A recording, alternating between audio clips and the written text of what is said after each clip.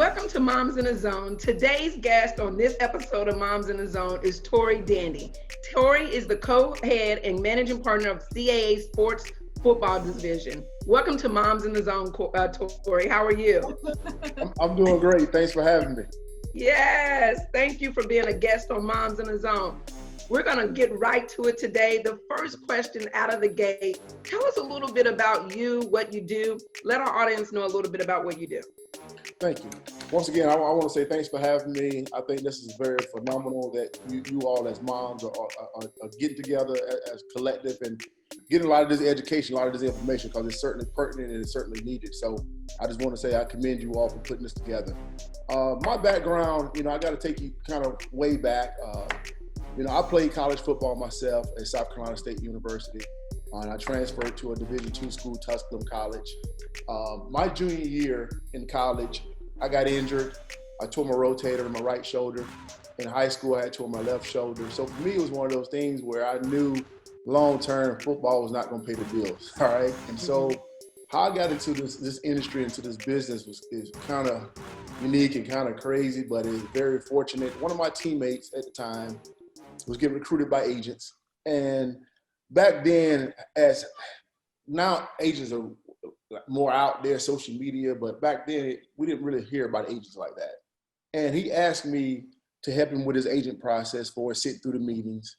At the time, I thought it was a crazy decision because it's the blind leading the blind, but I'm glad he did. I sat through the meetings. I found it very intriguing, very informative to hear these agent pitches.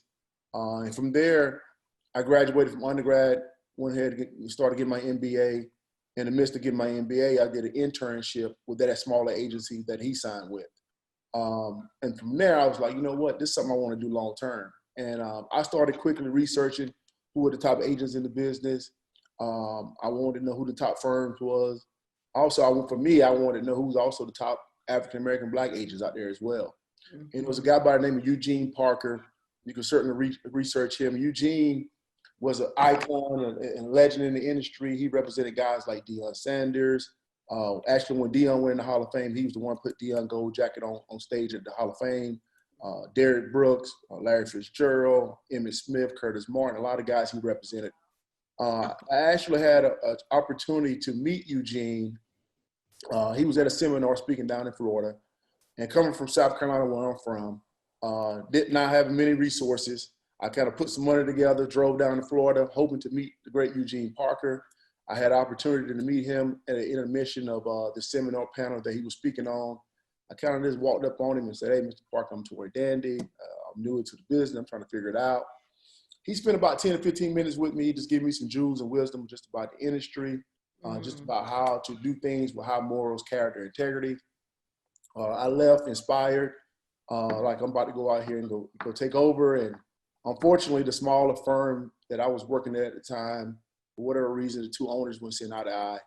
They decided to shut the doors on the firm. So for me, being from a small town in South Carolina, not knowing anybody else in the industry, it was kind of like I was on the outside looking in. And this is a very tough industry to get into. And, I called Eugene, emailed. And finally, he responded back to me. We set up a meeting. We had lunch. And he told me that, and he said, "Tory, I'm getting older, man. I'm trying to figure this thing out, what direction I want to go in and bring somebody on." And then we had two more times we actually had a sit down. And the third time he said, "Tory, something about your spirit, man." He said, "I want to give you an opportunity." And he did. My first year out the gate with Eugene back then, my first two clients were from the University of Tennessee. I had my first round, a second rounder. Then in 2009, at the age of 29 years old, I had the third overall pick in the draft, first round guy. I became one of the top, young agents in the business at that time to have a player taking that high in the draft. Me and Eugene worked together for about 12, 13 years, represented a lot of top players, record-breaking deals and all that. I learned from the business, I feel, still to the day, from the best who ever did it. And unfortunately, back in 2015, December, Eugene got diagnosed with kidney cancer. In the midst of that, I was in the process of renegotiating my contract. Then unfortunately, a few months later, in March 2016, Eugene passed away. And so for me, I lost not only a business partner, but a mentor, a confidant, a father figure, all the above. And at the same time, business still had to go on. All my clients and their families like, Tory, whatever decision you make, whether you stay, leave, do your own thing or whatever, we follow your lead. We here because you. And for me, I always learned the business, and Eugene always talked about and spoke about, not saying I had an ego, but just in general, like Tory, always check your ego at the door. And what he meant by that is, it's an epidemic in the NFL where 80% of professional football players go broke, all right, after 2 years of playing football. 90% of them are African-American.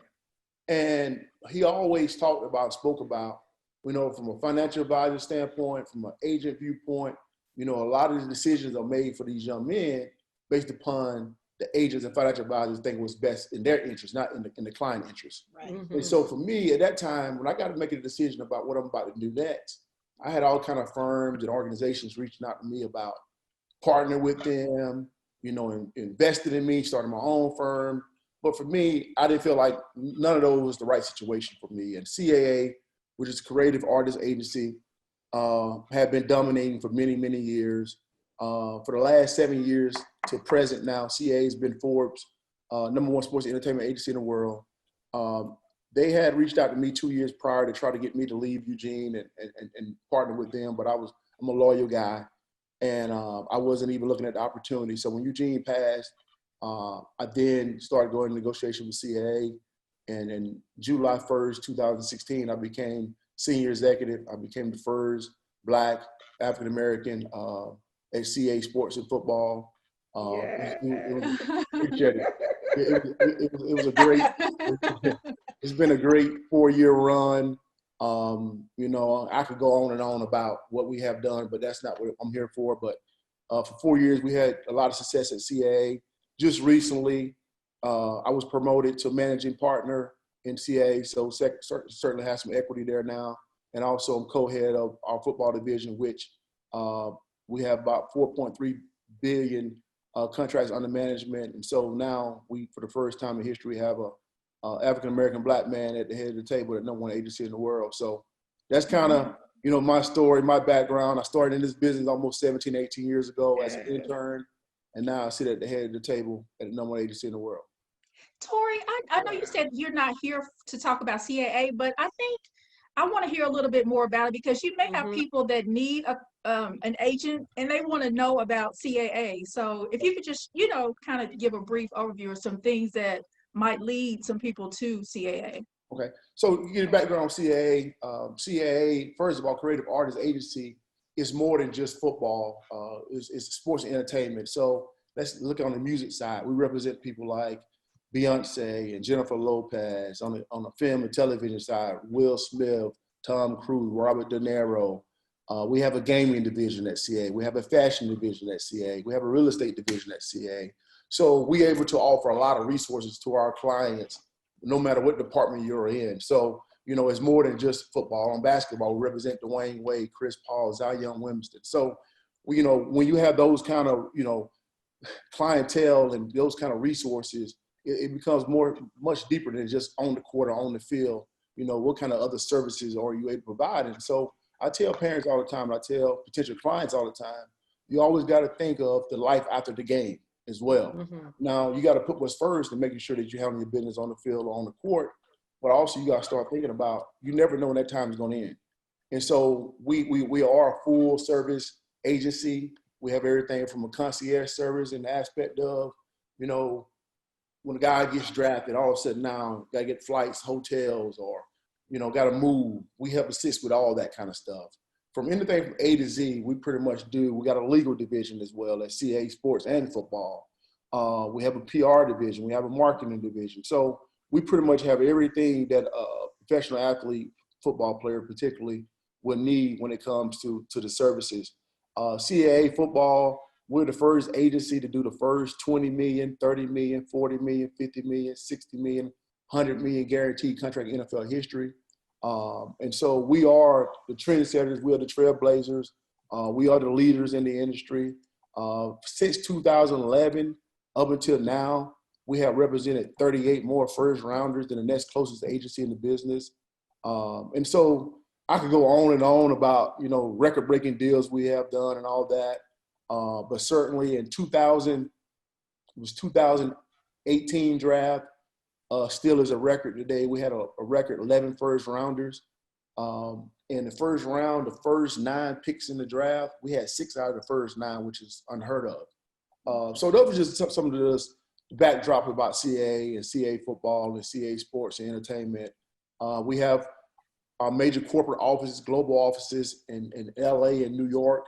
That's where you have the fashion, the film, television, all that kind of stuff. We have football presence in each of those offices as well, but we have a main football office in Nashville, Memphis, and also Atlanta, Georgia. That's impressive. Very impressive, very impressive. So my first question is, how do you, as a sports agent, get a college athlete prepared for the draft? Like, what does that look like? Because I have no idea, but I've always wondered, what does that process look like? It looks like, and that great question too. You can't sign a student athlete can't sign with an agent till they complete the season, whether it's an underclassman or a senior. Once they're exhausted the eligibility declared for the draft, or they're a senior, they're exhausted eligibility. Now you're able to sign with an agent. We handle everything from the start, starting with the training piece of it. If I was recruiting and an aspect of getting to know a family and a potential client, we already been talking about training facilities, where you want to go train at. And we have relationships with the best of the best training facilities in the country. And so that's the first piece, is identifying a training facility. That training facility is going to offer training, nutrition. We're going to have housing, we're going to have a rental car, you're going to have position coaches, you're going to have massages. I mean, you're going to have from A to Z everything that you need to get ready for the combine. The combine is the big thing now that they have made. You think about it, a young man plays 3 or 4 years at the best colleges in the country and all the film, but still this combine is such an emphasis on that. And it's a week-long process at Indianapolis, which is typically the end of February, beginning of March. And that's what we training and investing in the guys for, is get ready for that combine, where they can do the 40-yard dash, the broad jump, the interviews. Also, particularly at CA, we hired an ex-assistant general manager to help our clients with the interview process, because now this is going to be the biggest interview of their life. I mean, you think about it, most of these young men, might have had 1 or 2 jobs in high school. Most of them never had a job. And so this is going to be their first big interview. And so now you're sitting there interviewing with a general manager of a team, or owner of a team, or head coach of a team. So, people do business with people that, they feel like they like and they can trust. And so those interviews go a long way. And so we getting guys ready for that as well. So we do the physical part of the training piece, but also the mental part of the interview piece of it. And so that's from January all the way to pretty much March. And then after March, after the combine, then you have potential pro days. And what a pro day is, every school pretty much has a pro day. And it's more so for not all players who are draft eligible get invited to the combine, right? So the combine, they select, a certain amount. And then you have some guys that, still have aspirations of playing in the NFL. So the schools now have their combine and pro day on campus. And so the players who got an invite to the combine still come to that pro day. NFL teams will come in, head coaches will come in, general managers will come in. And so now it allows the guys who didn't get invited to the combine to participate in that pro day. And also it allows the guys who went to the combine who maybe didn't do as well as they wanted to. Now they get a chance to retry that at the pro day. And then once they do the pro day, then you have individual workout. That's where teams will come in and work a player out on campus individually. So you have that typically kind of in the March, sometime in April. And then also teams will do top 30 visits. And what a top 30 visit is, every NFL team through the draft process bring in top 30 players. Not necessarily the top 30 players in the draft, but whoever they deem on their board, the top 30 players, all right?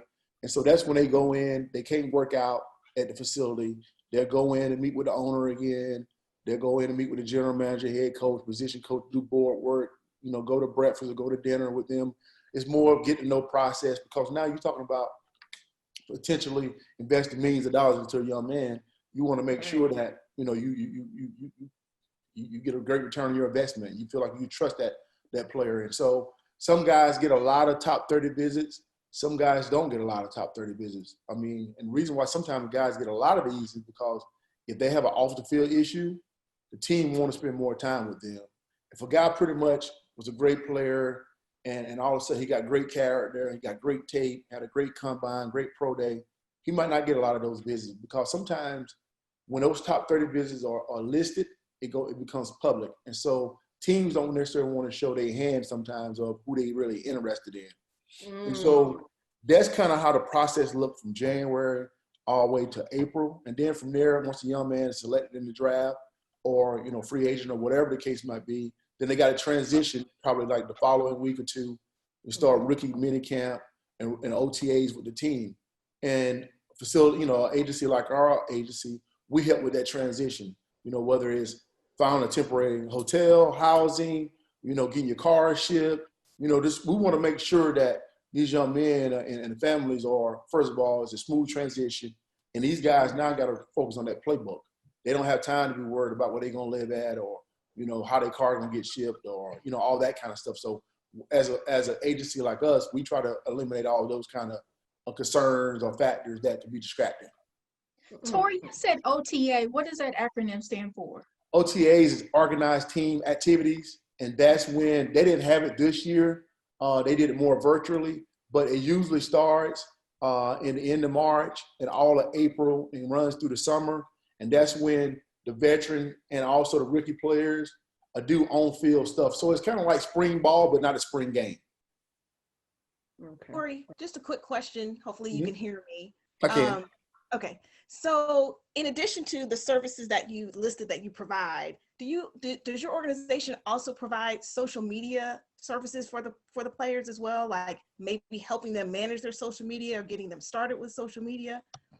Yes, great question. We do have a social media department as well that do all the analytic stuff when it comes to trying to help a guy build his social media, his platform, but also monitoring the aspect of, because sometimes these guys are young and they might, you know, try to put something out there real quick without thinking. So yeah, we certainly have that. When we do also at CAA, when we sign a client, we also scrub their social media, Twitter and all that. I mean scrubbing because sometimes a player might have had, you know, a Twitter since he was in junior high school or high school and said some things that he might not should have said. And we just don't want those kind of things to come up through the draft process. And, you know, right now, the times we're living in, everything is very conscious, very sensitive. So whether it's about, you know, whatever kind of topic that may be sensitive, right?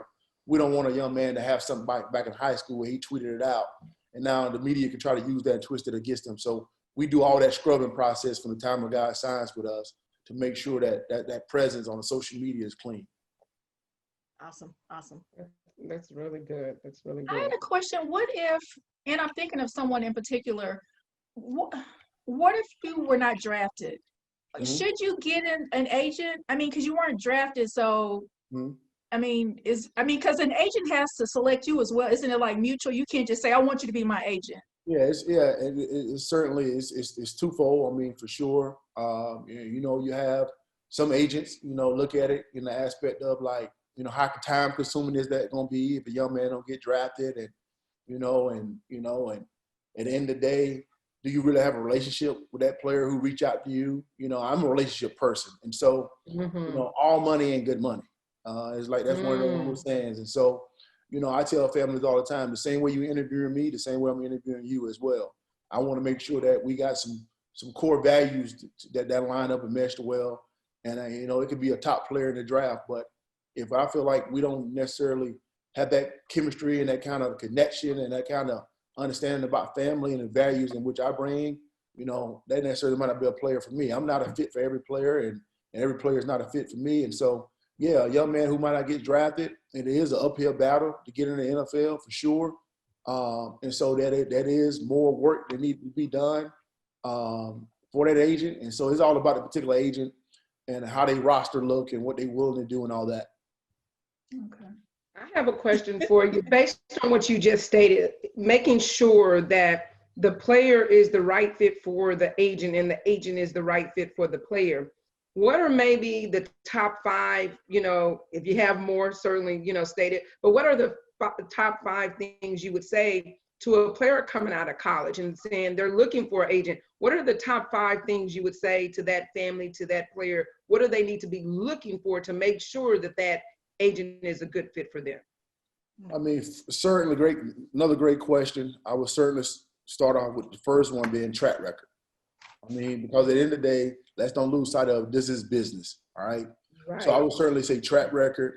I would say honesty, and I know that's hard because you don't know who really telling the truth, but honesty, Right. integrity, and you all are moms, you got great intuition. I mean, Right. that's just, my mom always tells me that. Boy, I know you better than anybody else. I mean, I know you. So you all have great tuition. So I would say certainly honesty, integrity, you know. Then also you want to look at the aspect of and checking with the NFLPA, making sure that that agent ain't never been, you know, sanctioned or suspended, you know. So those are the things I would certainly say. What are they? And also, you know, do they talk about their family? Because how can, you know, they say something about family, but, you know, never mention their family as well. And so, you know, I would certainly say track record, honesty, integrity, family. You know, had they ever been sanctioned, suspended before? I would say those are the things to look for. And Tory, you mentioned another acronym, NFLPA. What does that stand for? NFLPA is the National Football League Player Association. And so what you have is you have 2 different organizations. You have the NFL, which is the league. Then you have the NFLPA, which is the player associations, in which I'm a part of the player association where they regulate. The NFLPA regulates agents. The NFL doesn't, all right? Every player that goes in the NFL is a part of that association. They pay dues and all that. And that's when, like, the collective bargaining agreement, when they was talking about players might hold out, and then all of a sudden now, when the collective bargaining agreement, they had to be agreed upon, the NFLPA had to agree on the side, and the NFL to come together to make that happen. Okay. And I had a question in reverse of Yvette's. What are the top 5 things that you would shy away from an athlete? You know, is it like drug conviction? I mean, so what would you say? Oh, I'm good. I'm gonna pass on that. You know, with me and coming where I come from, you know, on a personal level, and just what I've seen and being in a single parent home, and you know, it makes me more. I have a big heart. You know, I want to see a lot of these young men, a lot of these brothers, especially brothers. I want to see them excel. But at the same time, I still got to be mindful of this is business. But I would certainly say, first of all, you know, the character of a young man for sure. You know, and just whether I'm talking to them, what I'm hearing about them from the school, you know, because when you have, especially been doing this as long as I have been doing it, you know, you got a lot of resources for us getting information about a young man, whether it's from the NFL team, because they do a lot of homework, whether it's from a particular school or whether it's from ex-teammates and all that. And then also with me, like I said, I'm big on family. You know, I have my mom, my daughter, my 3 sisters. I'm big on family. So I'm big on, you know, aspect of how a young man talks about his family, deal with his family, treat his family. Those things are important to me as well. I'm also looking at how the young man, does he want to really learn? You know, I'm all about educating and empowering young men to make great business decisions for them to understand that you are a CEO walking into that locker room, not just a football player. Because if you just think that you're a football player and you don't understand the business of it, you will get eaten up like the same way 80% of these guys are getting eaten up right now. And so I would say those are the things for me, is certainly the character piece of it, you know, how they, you know, have the relationship or not with their family, how these young men really want to be educated or not. Some guys want yes men. I tell families and players all the time, I'm not a yes man. You know, I'm not somebody that's gonna sit there and tell you what you want to hear because you want to hear it. You know, I don't want to be a part of the train wreck. And so some people get caught up in that. Some families get caught up in that. I'm one of these guys that if your son is a 3rd rounder, I'm not gonna tell you he's a 1st rounder. I'm gonna tell you teams are telling me he's a 3rd rounder. Now we can work to be a 1st rounder. We've got some work to do, but you know, some agents out there tell you what you want to hear. And so it's just one of those things where you could just get a feel, especially been doing it as long as I have, of what a family is about, what is this person, this player is about, and I just get a feel for it. You mentioned like some players are getting eaten up now. What do you mean by that? What's taking place? 80% of them going broke. Oh, okay. And you look at and when I say 80%, I'm talking about 80% of players playing now, and players that were, I'm talking about the entire NFL football league history, it was like right about 78% of professional football players go broke after playing 2 years of football. Think about that. Out of all the players, all the Hall of Fame guys, all these guys that made all this money, almost 80% of them go broke. So what comes to mind for me is the ESPN special, the 30 for 30 going broke. Yes. That's what comes to mind for me. But based on your experience, what would you say maybe are the top two reasons that's occurring? Is it bad investments? Is it just lack of financial knowledge? Is it just spending money and just not being responsible? A combination of probably all of that, but is there any particular subject that's, top two? Great question. And I don't necessarily say the top two. I will give you a certain list of things what I think. I think first of all, it starts with, once again, for me, when I go out here, I want great players, I want great people, I want to deal with great families and great players and all that. But also I want to deal with people that want to be educated. And so when you got, have someone that, start looking at other factors, and some families, some players get caught up in what agents are trying to offer them illegally to sign with them and all that. And so when they trying to, buy the business per se, they don't spend the time really educating, your son. All they want to do is get the business and how they going to benefit from it. And so your son is never getting educated. And so when you got that lack of education, and then you don't know as a parent what's going on, everybody's on the ride.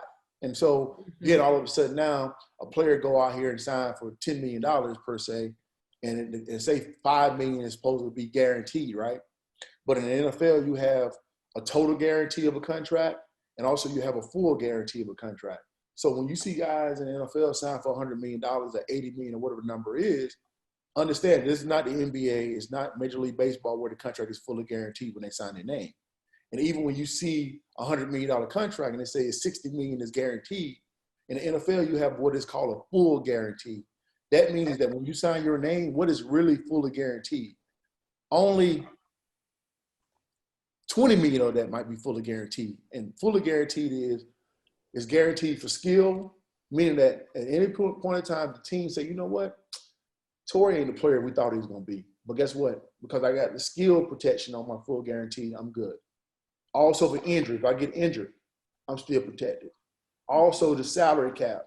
The salary cap, that's a long other conversation, but that's where every team has to be on a certain number in the NFL. It's the same number. They got to fit all 53 players under the salary cap.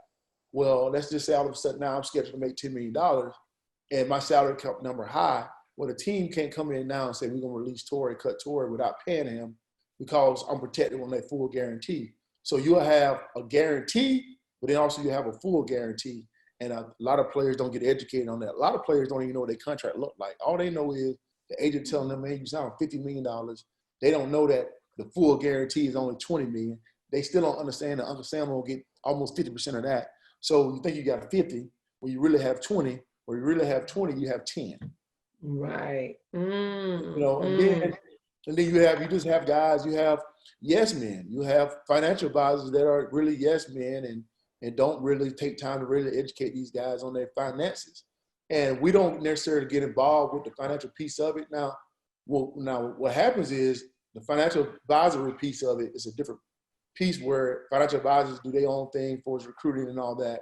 Now, for every client that I do sign, their families do ask me, Tory, what do you know about these financial advisors? We'll do background checks. If I got clients with them, I'll let, parents or the players speak to my clients about what they thought about the financial advisor. But I never want to be the one to say, for sure, 100%, go sign with that financial advisor because I don't know what he's doing behind closed doors. And so me, I cannot be labeled as, man, I want to go sign with that financial advisor. Tory told me to go sign with him. And man, he took $2 million from me.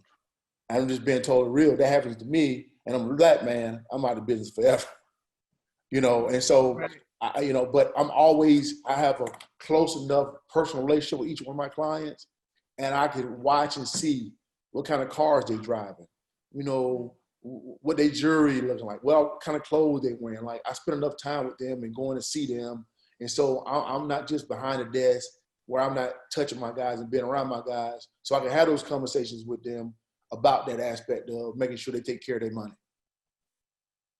I mean, that right there is huge. I mean, because like you said, a lot of times the kids and the families, they're not educated on all this money. And just what you just said, when we see the NFL draft, we hear about the guarantee. We hear about, oh, they have a contract for a guarantee. We don't, I've never heard, here's the total amount, here's the full amount that you're guaranteed. So even just that little bit that you just gave just educated me, because you hear all these numbers being thrown out when they're drafted.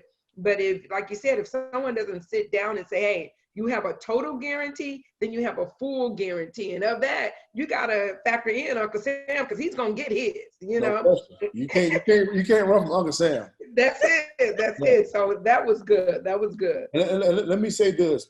Now, when we're talking about guarantee and full guarantees and all that, that's more so on the veteran side. Now, on the rookie contract, and you will hear this, hey, the rookie deals now is a slotted system, and you don't need an agent, and anybody can negotiate the contract. Those are the people you want to run from. I'm going to tell you why. Because these NFL teams, at the end of the day, they always trying to find a way to get out of these contracts if it don't work right. And so even though a player, right now the system is slotted where the first 26, 27 players in the first round now get a full guaranteed contract. But what happens is within that contract, you have what you call default language in that contract. And a team might throw in there if a player get fines, or if a player get disciplined, or if a player gets suspended. Now, if any of those things happen, that can void those full guarantees. And so as an agent, now you have to go in there and negotiate and fight with these teams to get that kind of language out these contracts. Because now your son could have a $10 million fully guaranteed contract as a rookie, but over time, if you get some fines, and a fine could be in the NFL when your socks wrong in a game, or you score a touchdown, or you get a sack, or whatever you do, and you do a dance or celebration wrong, or whatever, they could find you. Or discipline could be vague in the aspect of you in practice and you and the coach get into it. He make you do some laps or up downs. That's discipline. So you had that kind of language in your contract. Then all of a sudden now it's year 2 or year 3, and the team's sitting there saying, because rookie deals are 4-year contracts. And, the first round is a 4-year deal with a 5th-year option. And all the other rounds is a 4-year deal. Well, I have another question. I forgot what you were talking about, but I wanted to know like the breakdown, because I know you do all this upfront stuff with the athlete. How do you recoup that money? Because you're going to probably, the cars, the training, and all of that stuff. Yeah. So for us as an organization, I can say this: we probably every client that we take on and go through the draft process with, we might invest anywhere from. It could be anywhere from $70,000 to sometimes $100,000. But that's the training piece, that's the massages, that's the rental cars, housing, per diem, stipend, all that kind of stuff. And so we only to writing and all that. That's spelled out. They don't have to pay that back. Now, how we recoup our money is once a player signs his contract, and let's just say hypothetically, that player signs for, $5 million, all right? And let's just say it's $1 million a year, all right? So the fee is whatever that fee is. So for us, right now in the first round, if a guy go in the first round of the draft, then you have a percentage. So let's just say that's 1% or 1.5% for that contract, or second round, third round, or whatever, that's 3% or whatever. That's the most you can charge a player is 3% on the contract. Well, we only able to bill per year. So even though a player signed with $5 million and it's spread out over 4 years, we can't bill that 1.5% or that 1% or that 3% at that one time. It got to be each year.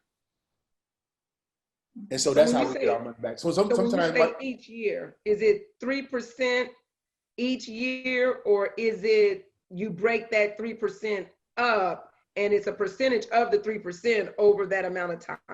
Right. Well, it's over that amount of time, but so it's not like you will be paying.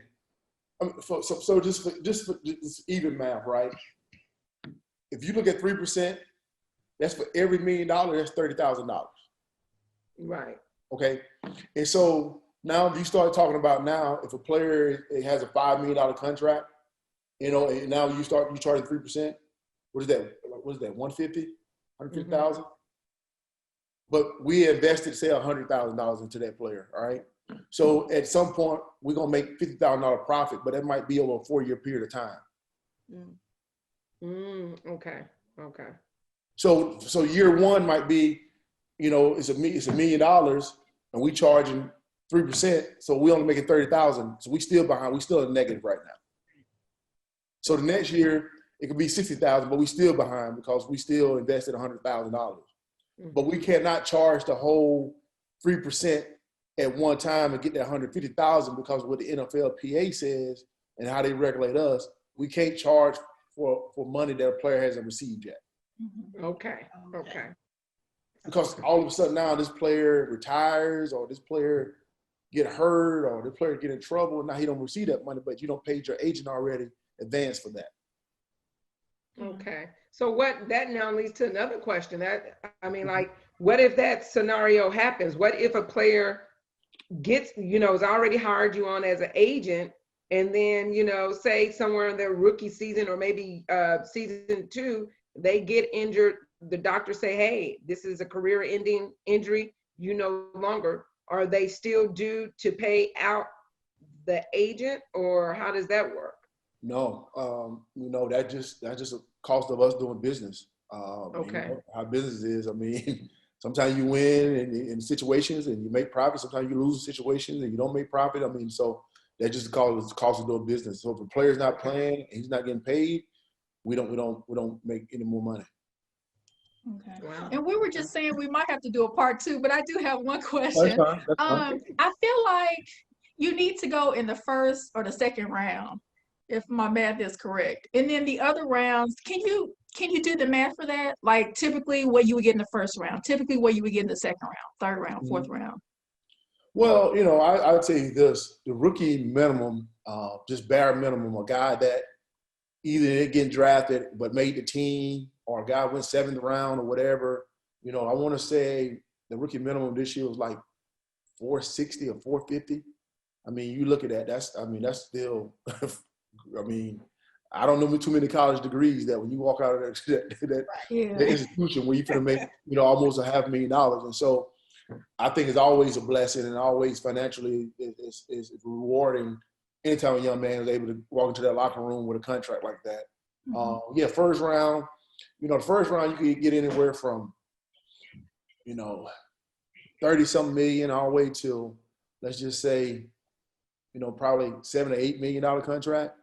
And then the second round, you start looking at that second round. The second round is not that much different from that second round in the aspect of that second, for the 32nd pick in the draft to the 33rd pick in the draft. That's when the second round starts. That guy is right there close to that 32nd pick in the draft because it's a slotted system. So that guy could have anywhere from a $6 to $7 million contract, all the way down to the end of the second round, which could be, let's just say $4 million. Don't quote me necessarily on those numbers, but they close somewhere around there. On a third round player, I don't have third rounders. I don't have where my third round guy get the minimum, which is $460 or $450, and then all of a sudden now he got a signing bonus of $500. So a rookie that goes third round could very well his first year make $1 million. A guy that goes fourth round can very well make anywhere probably from $600,000-$700,000, and or a little more than that, probably $700,000-$800,000 in the first year. So at the end of the day, once you get drafted and not get drafted, but you make that team, now you lock in that minimum. Almost $500,000. That's still rewarding for sure. Yeah. Absolutely. Wow. And this is just me asking. You have a college junior or senior in college right now. Their goal is to go to the NFL.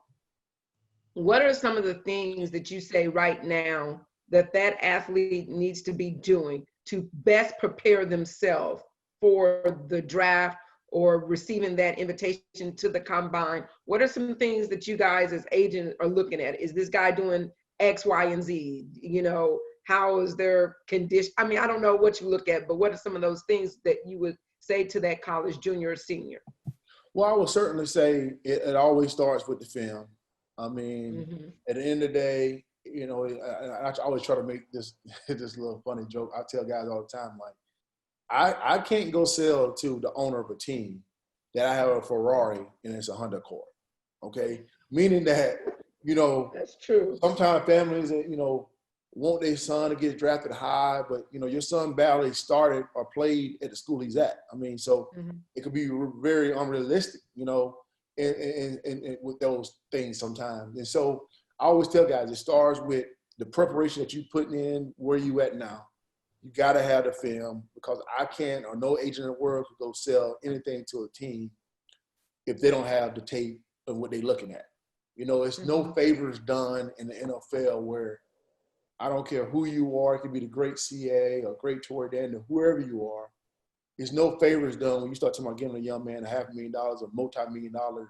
Now, it's favors done when you start talking about giving my guy a workout to get looked at. Yeah, that kind of stuff happens for sure.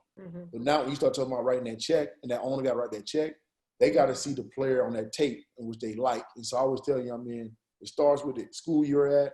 I don't care what level it is, whether it's the SEC or whether it's the SWAC or whether it's the MEAC or whatever division you're playing in.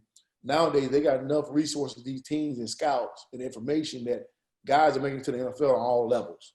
You know, so you certainly got to put the work in, you know, and certainly, yeah, if you are at a lower kind of school when it comes to not, you know, might not be at the SEC, you might be in the MAC or, you know, or playing at one of the HBCUs.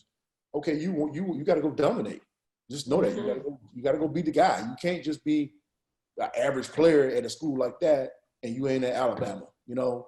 And so I tell guys, you just got to dominate wherever you at. And if you do that, they're going to find you. And so that domination meaning, hey, putting that work in, putting that extra work in, grinding harder. You should have that added motivation that a school like a Bama or a Clemson or whatever didn't, you know, give you that scholarship. Go show them that you belong, you know. And so putting that work in, you know, watching a lot of film, you know, of some of the guys who you admire or look up to in the NFL or at other colleges. Watch a lot of film, have that preparation ready, you know, be a student of the game, you know, and then, like I said, just go out there on that field and you got to make plays. Because I don't care who the agent is, none of us have a magic wand to make a team take him in a draft if we don't have something to work with. That's good. That's good to know. Well, I'm just telling you, have dropped some nuggets. So I'm taking notes and I'm writing them down. I'm like, this is good stuff. So I am definitely a student. I try to soak it all in, and I'm like, okay, and then I'm gonna go do my research. So I greatly appreciate this. And I know all of our guests and viewers are gonna, you know, this is gonna probably be one of the most watched, you know, shows, just because of all of the insight. And I was telling the ladies earlier, this is not stuff that you can go Google. You know, this is stuff that if you don't have an insight to even ask the questions, you just don't even know. And so we greatly appreciate you. We thank you. And we're looking forward to part 2, because we got some more questions for you. I know, yeah. So before we end, though, I want to allow you to enter the zone. And so entering the zone, just any last parting words, some things, you know, bullet points you want to leave with our audience. So well, I'm in the zone. I appreciate you having me in the zone. I want to leave these nuggets, certainly to the parents, certainly to the moms. You know, continue to do your due diligence like you all are doing. Do your research. Like I said, a lot of this stuff, you can't Google it, a lot of this stuff. You got to ask questions. You know, I would certainly say, you know, reach out to the NFLPA. You know, they're an open organization. You can certainly call up there and speak to Mark Levin or some of those people that, you know, control the agent regulations to find out, is this agent, you know, is he reputable? Is it, you know, what kind of contracts have he done? Just get more information. I mean, and do like you all are doing now. Just seek information, but seek information from people that got a strong track record and reputation, representation, because at the end of the day, you know, a lot of times you can get misled too, you know, and so you want to make sure that you're getting led and get fed this information and this knowledge by somebody that has that strong track record and that presence. Because, you know, I tell families, you know, your son has put so much into this and sacrificed so much. These guys put a lot on their bodies when they put the helmet on and show the pass and go out there and play. And so you want to make sure that you have strong representation around them, because I always say your agent selection mirror who you really are.